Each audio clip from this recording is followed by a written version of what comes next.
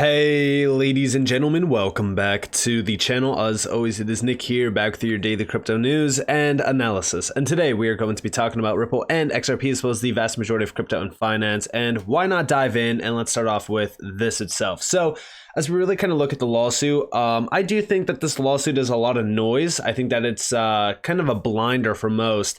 You know, everyone that has been following this lawsuit since day one wants to see it end as soon as possible, and I get that, I understand that. But I also do think that this lawsuit is a much larger weapon to most than what most can actually perceive. Meaning, what do I think about this case? Well, in my opinion, I think that this case is the best shakeout for retail. What do I mean by that? Well, it's stretched on for 2.5 years now. Most people cannot wait. Most people cannot wait at all for their investments to, gain value. It's the number one reason why most people don't succeed in investing. As we really kind of look at this lawsuit, I think that it's a big distraction away from what's actually happening. Now, if you could look past that and actually see what's happening while following the lawsuit, then that's great. I think that this lawsuit, whether it be win, lose, draw, does not matter. I'm still going to be holding my XRP. Make sure that you are cold storaging your XRP as well. And I do think that XRP long-term is going to be very, very crucial, and it's going to be very valuable. Now, in this video, I'm going to go over a few things on why this lawsuit is just mainly noise. I mean, right now, currently, we are seeing Library asking the court to clarify that secondary sales of Library are not affected by the judgment, which essentially would be XRP secondary sales as well. As we do look at this, yes, the big question is, are the secondary sales of XRP a security investment, if you will? Again, I don't believe that that is the case. I don't think that XRP is a security. I strongly believe that XRP is a currency, but it's not up to me to classify and judge that. I think everyone has been focused on this case for so long that they kind of forget why they even started to hold XRP in the first place. If you have been around this market for so long, and if you have been a follower of XRP and the XRP community and following what Ripple has been doing around money and currency, then you should essentially have no doubt about XRP as an investment, and you should also have no doubt about crypto itself. As we do look at a few things around this lawsuit, though, one thing just recently got released, and it's been going around over on Twitter, and I'm sure that's probably even on YouTube at this point by now as well, and that is this white paper from the World Economic Forum talking about pathways to the regulation of crypto assets, a global approach. Now, within this, there's a few things, as you guys do see the contents here. The executive summary is the main thing that I want to focus on, but real quick, this is the major question that is being asked. How best to regulate something that's borderless, open source, decentralized, and constantly evolving? This is the question policymakers, industry, and users are grappling with as the crypto asset ecosystem develops. And this does mention a lot of organizations around the world that are trying to come together and have this harmonized approach around crypto and how we can regulate crypto. We do see the executive summary itself here. So coordinating regulatory frameworks across jurisdictions is a complex task for almost any sector, with crypto assets given the unique features of the underlying technology as well as the boundless opportunities that it presents. It is often contended that global coordination is not just desirable, but necessary. And this is also why I said, as we do look at this, it's going to be almost a harmonized approach around this. Because again, you won't have mass adoption of crypto without that harmonized approach. That's why we do see lack of harmonized taxonomies / classification. Different jurisdictions define and categorize crypto assets in various buckets, creating ambiguity in understanding the risk posed, as well as the lack of clarity for market participants, which is the big argument that everyone has been looking at around comparing the SEC to Europe, to UK, to this, to that, because all of these major jurisdictions and all of these major regulators all have a different idea on how they're classifying crypto, and it does cause a ton of confusion.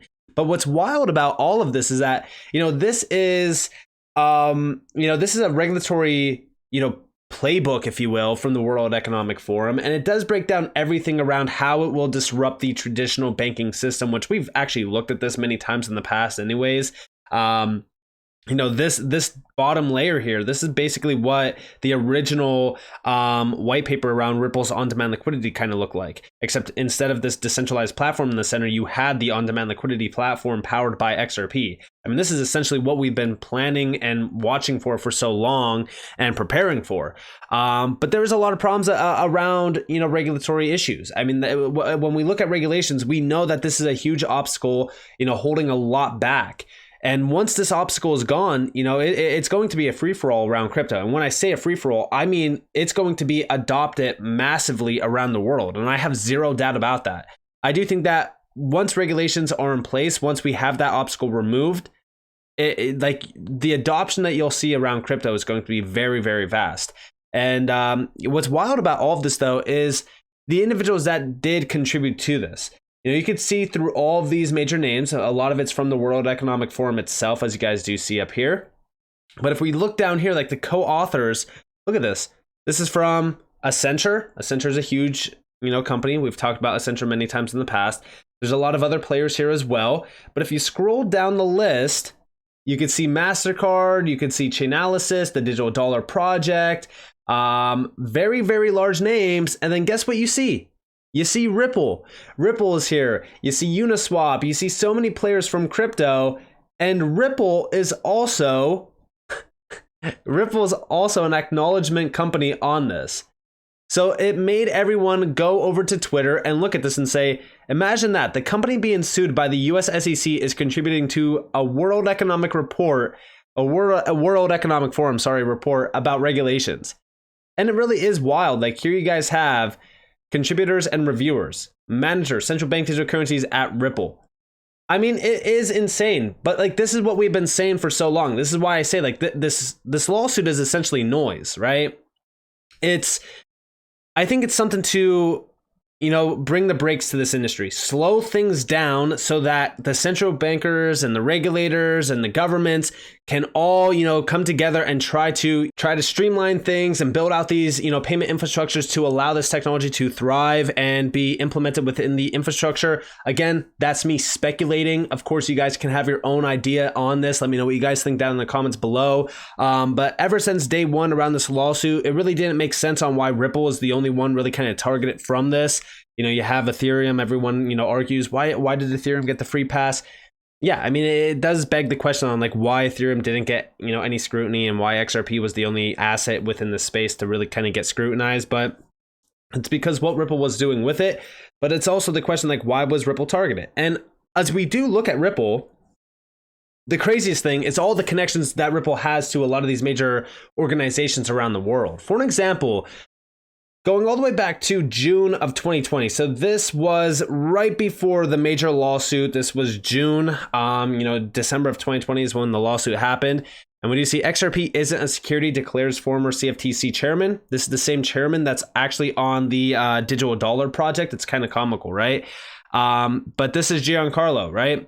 And he talked about XRP in the form of a currency. He talked about Ripple and what they were doing with XRP. He described everything around this and why XRP does not, you know, qualify as a security. And then from there, we also did see the recent commissioner of the CFTC meet with Ripple as decision in the SEC case looms. And this goes back to September of 2022. So just last year. And when you see the outcome of the SEC versus Ripple lawsuit could influence whether the CFTC or the SEC will play a greater role in handling the XRP token as a commodity or a security. You guys have the meeting. The next stop on my learning tour was visiting Ripple Labs. Thanks, Brad Garlinghouse. Like, it's insane. Like, this is a company that's in the middle of a lawsuit with the SEC, and you have the CEO meeting with the CFTC commissioner. Also, guess what? The CFTC commissioner, Caroline Pham, I appreciate it sharing learnings on CBDC, crypto assets, and next generation financial market infrastructures with the Bank of England and the BIS. We also discussed mitigating systemic risk. Thank you, CFTC, CFTC Pham, USA, and UK. Yeah, I mean, this is pretty interesting because guess what? From here, we also seen Ripple was campaigning greatly within the UK. They had that crypto means business campaign going heavy in the UK. And also during this entire time, because this was September 30th, so this was September of 2022, during this entire time, there was a lot of discussions around, you know, Ripple within, you know, the UK and London around CBDCs, how they could, you know, pretty much bring a facelift to the infrastructure. Also, the UK wanted to become a crypto hub. I mean, a lot was happening during this time around England. And then just recently, in February of this year, we've seen the Bank of England announce this. Today, the Bank of England and the HM Treasury have published a consultation paper on the digital pound, a UK central bank digital currency. Find out more here. And also remember that Ripple is on the Digital Pound Foundation, which is a think tank organization. Yes, although it's a think tank organization, they are still developing and building out solutions for a digital pound. And when you see the digital pound would be subject to rigorous standards of privacy and data protection, it would be privacy enhancing by design and would allow users to make choices about their data. Again, you guys already know my idea around these CBDCs and things like that. The digital pound would be designed for everyday payments by households and businesses. Find out more about the other features here. You guys can see everything around this. Our consultation paper proposes a range of features for the digital pound that meet our objectives. Also, the Bank of England would not be able to restrict how users' digital pounds are spent, but innovations in technology may allow users to program their money to use in new ways. And digital pounds would be stored directly at the Bank of England, but users would access through their digital wallets offered by private companies. Find out more here. And the big thing here is offered by private companies. Ripple is a private company, so technically speaking, yes, they could utilize a digital wallet by Ripple, which would be interesting. And we actually do see that the digital pound platform model, the central bank core ledger, could be a private ledger technology, fast, secure, and resilient platform providing payments functionality. API allows regulated intermediaries to connect to the core ledger. This could be Quant. Quant is also on the Digital Pound Foundation group, and they are also plug and played into the entire UK government. We've talked about this, the UK I think it's gov.uk or something like that, their website is. Quant is a technology provider for them. They are an API layer to connect to core ledger technology intermediaries here and users as well. Now, what's wild is that in this consultation paper, if you look into XRP on this, so let's actually look up XRP. So here is, sorry, I don't know why it's not, let me go to Ripple. So here we have Ripple itself. So that's why I was looking up XRP instead of Ripple. So this is under, so if you actually look here, this is wholesale CBDC, retail and wholesale CBDC design. This is for the bank and the HM Treasury are consulting on a proposal for a retail CBDC that would allow central bank money to be used in electronic form for everyday payments by households and businesses. Wholesale payments are high value transactions. Keyword there's high value because these are very large payments. And this is all centered around the overall clearing house automated payment system, which is CHAPS, and also the RTGS service, which is the real-time gross settlement system within their financial infrastructure. Now down here, they do mention a few things, but they also do mention CBDCs and DLT-based exchanges and settlement systems where tokenized financial securities could be issued and traded. And we do see that there are three broad approaches that could be adopted to realize these benefits. 1, enhance existing systems. 2, enable private sector innovation. 3, establish a new wholesale CBDC platform. And within this, they also do mention enhance existing systems. The bank already provides central bank money in electronic form for wholesale settlement through its RTGS service. The bank is improving the service through a transformational initiative to renew and enhance the current system. At the heart of this delivery in 2024 of a modern, flexible, and efficient core settlement engine, which will be modular, flexible, and based on open standards, including ISO 20022 for messaging. This is big. And we do see following consultation with industry, the bank is developing a roadmap for RTGS beyond 2024. This will deliver greater digitization of wholesale settlement and represent a fast and well understood approach to realizing many of the benefits commonly associated with a wholesale CBDC. The key word here is wholesale CBDC because wholesale means central banks, not retail. Big difference between a retail and a wholesale CBDC here. And we do see the key features. It will increase the transparency, efficiency, and speed of information exchange through adopting the ISO 20022 standard and through the provision of APIs, and plans to expand the range of available APIs over time to meet user demands or needs. The renewed RTGS will be more available and capable of extending near 24/7 operation. The bank plans to explore which will also approach to operating hours delivers the most value to industry while meeting our public policy objectives. And then last but not least, the big one here. The roadmap for RTGS beyond 2024 includes proposals to deliver atomicity by allowing third parties using DLT to coordinate transactions between RTGS and other ledgers. Key This is extremely crucial information here, because what this means is atomic settlement between two different payment infrastructures based on ledger technology. This is crucial to understand, and this is a end-to-end flow of synchronized settlement. Now, down here, this is where things get a little bit more interesting. Enable private sector innovation. Within the RTGS renewal program, the bank's focus has been to develop our roadmap for ongoing improvements to the RTGS service in line with industry feedback and incorporating elements from previous proofs of concept, and experiments. These have included DLT proof of concept, a project to explore and demonstrate basic functions of wholesale settlement using DLT. The bank built on this work via a second exercise working with Baton Systems, Clearmatics Technologies, R3, and Token to ensure our renewed RTGS service could connect with systems based on DLT and other innovative technologies. Remember, it is not going to be one player. It's not going to be a one-size-fits-all. It's going to be multiple collaborative efforts from major private technologies and companies. Cross-border synchronization, a joint project with Ripple demonstrating that synchronized FX transactions, keyword here is FX transactions because these are very large transactions in the trillions of dollars per day in two different simulated RTGS systems can be achieved, leading to the incorporation of synchronization functionality into the roadmap for renewal. This is huge. And this has been happening, this has been in the works since 2017. This is why this takes so long. This is a full-on facelift to the entire financial infrastructure in the UK. In 2021, the bank launched its omnibus account policy, which allows an operator of a payment system to fund their participants' balances with central bank money.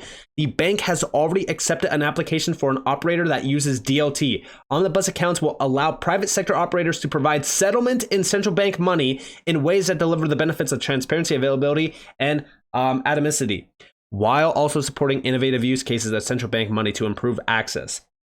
And it's all centered out on DLT. I don't think people realize how big of a deal this is. And this is all to improve the financial market infrastructure. This is wild to me. And by the way, they're still quoting that Bank of England proof of concept with Ripple from 2017. I mean, I just don't understand how people are still ignoring the fact that Ripple is here to stay. XRP is here to stay. People think that the SEC is going to kill XRP and kill Ripple. It's not going to be the case. They are slowing Ripple down so that the central bankers and the payment infrastructures could actually catch up. That's what I look at, this lawsuit as. I've gone back on this many times. I've talked about it many times. I've talked about multiple, situations on why this lawsuit actually ever happened. But as we do look at what's happening right now around the world, especially with DLT and crypto, it's clear to me that crypto will be the infrastructure of tomorrow, and a lot of these players like Ripple will be the key players. Ripple joins IMF to discuss CBDCs for cross-border payments. This happened on May 13th with the IMF. Meanwhile, guess what happened? The IMF created this PDF file a while back. This was March of 2023, literally this year, trust bridges and money flows. When you look at XRP on this one, you could see three models arise: a private settlement asset marketplace such as Ripple's XRP, an open source marketplace such as the Stellar Foundations, or more recently, DeFi networks. All of these are big players around this. I don't think that Strike, the Strike network or the Lightning network of Bitcoin is going to be a key player here. We already know that. But I do think that Ripple with XRP and I think that Stellar with XLM are going to be players around this. I think that they're going to be the main ones. I've talked about it, XRP and XLM are the only two major currencies that I see really disrupting how money is moved, settled, and ultimately even value created. So as we do look at this, I'm very, very excited about what's happening. And also remember that the IMF recently also posted this, going back to February of this year as well. Technology behind crypto can also improve payments, providing a public good. A new kind of multilateral platform could improve cross-border payments, leveraging technological innovations for public policy objectives. And this talked all about crypto and how ultimately technology is jumping ahead. And new payment technologies include tokenization, encryption, and programmability. And again, like they're so bullish on crypto. They're so bullish on, you know, stable coins, tokenization, you know, crypto assets themselves around, you know, multiple areas of interest, like tokenized money, tokenized financial assets, automation. I mean, you name it. And a lot of it is also centered out on, you know, settlement too, with CBDCs and how we could, you know, innovate beyond the means of just cross-border payments. Because cross-border payments has always been the focus for me personally when we talk about Ripple with XRP.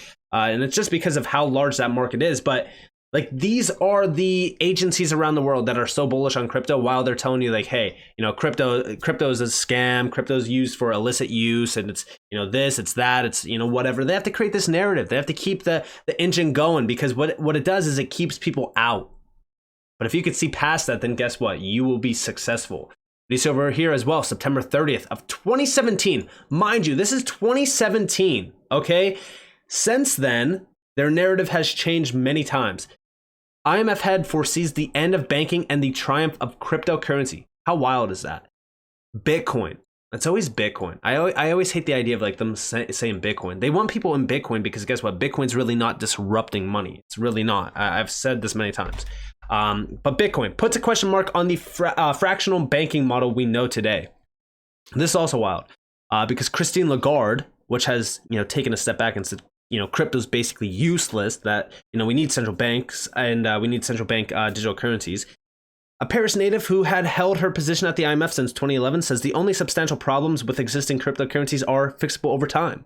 In the long run, the technology itself can replace national monies, conventional financial intermediation, and even puts a question mark on the fractional banking model we know today.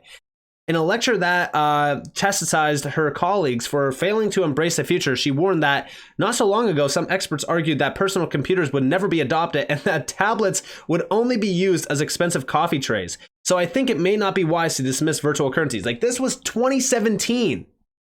And can you believe that today, more than ever, these are the same people that are telling you that crypto's useless, crypto is valueless. It's because they know.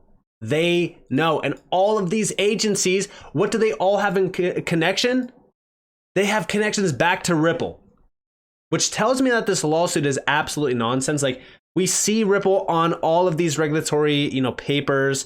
Recently, back in September, actually, of 2022, Ripple created a white paper around regulations within the UK. I mean, you have a company that is being sued by the SEC, creating regulatory frameworks and white papers for the UK. I mean, come on. So when we look at this lawsuit, again, I think that a lot of it is distractions. It's a lot of noise. And outside of this, we have a lot going on internally around Ripple and XRP and digital assets, etc. So with that being said, I hope that you guys enjoyed this video. If you guys did, definitely leave a like, subscribe, turn notifications on because more free content.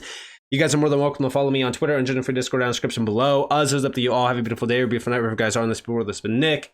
Peace out, guys.